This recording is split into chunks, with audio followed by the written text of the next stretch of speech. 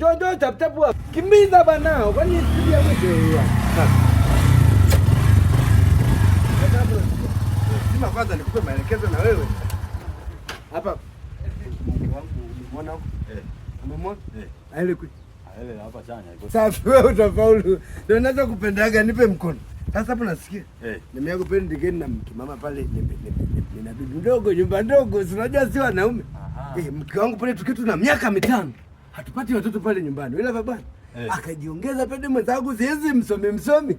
Akajiuliza kwa wenzake akasabana aende kwenye top 10 hepo clinic bila babani.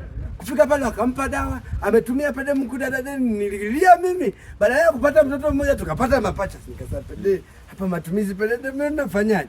Sasa mchepuko nilie naye. Pede nimeanza kudate hata kabla sijaona na mke wangu. Mpaka leo mwaka wa 7 na yeye apati ashiki mimi. Nikasema pede demi yangu pede ama pesa ili saga bure sindivega sana kuvega lisanda miangu. Nikaulizia kwa mke wangu nikasema top 10 wanapatikana wapi? Akawa anagoma kunielekeza, si akajua kwamba nitampelekea mchepuko, si anamfahamu. Nikajiongeza moja nimeulizia pede, nimepapata hapo Kinyanambo karibia na shule ya Upendo. Wila babana. Swedi bita wameniuzia madawa haya nikawa nimeficha. Wila babana. Hii hapa wamesema ya uzazi. Pede hii umwambiage nataka unipelekee pale sawa? Kwa mchepuke wangu sawa? Umwambie hii atumiage akizidisha tu pede anapata mapato. Wila babana. Ataenda kuitumia ndani. Weka hapa na wewe sasa vitaga fia mlikoti unaona asija kaona mama watoto. Wila babana nyingine hii hapa. Hii hapa pede yule mchepuko wangu mkibonge mkudade. Mnene utafikiri uiti kila ndembo ikagwende. Tembo wila babana.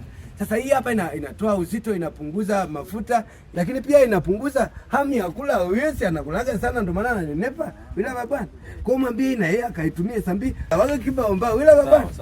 Hii hapa yule bana anaitia hivi. Sawa? Kampelekee na hii pia imsaidie. Pede hivi nipate top 10.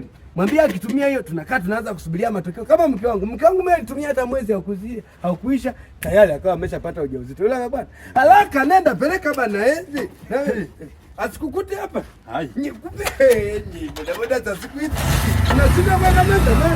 Peleka. Wale wangu usimfikishie.